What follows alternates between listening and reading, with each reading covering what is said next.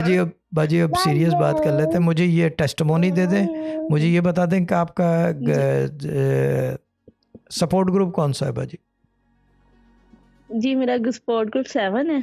ठीक है, तो पुराने मेंबर हो गए हैं और आप तो। चैट नेम जी ठीक है ना। चैट नेम मेरा इजाजत वाली बाजी है और वजीफा मेरा 786 बिस्मिल है और 3 टाइम्स यासीन विर्द मुबीन है और 6 वो बिस्मिल है, वो या लतीफ़ो है। 6 के बिस या लतीफ़, वो सब सुनने का 6 के वजीफा है। ठीक है। जी। और दूसरी बात ये हाँ मुझे जी, हाँ बताएं कि जी। क्या कहते हैं टेस्टिमोनी मसला और टेस्टिमोनी।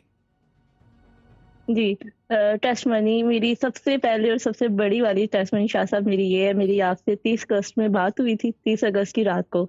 और ना मेरी बेटी है, वो 7 साल की मेरी बेटी है, उसका नाम आयता है। तो वो बहुत बीमार रहती थी जब से वो पैदा हुई थी ना, और ये जब तक मेरी आपसे बात नहीं हुई थी, हम उसे हॉस्पिटल, उसका पेट का दर्द ठीक ही नहीं होता था, टेस्ट, इंजेक्शन। लेकिन जिस रात मेरी आपसे बात हुई है ना, आपने मुझे कहा है कि साहब इसको 4 कुल्का पानी आपने डेली देना है।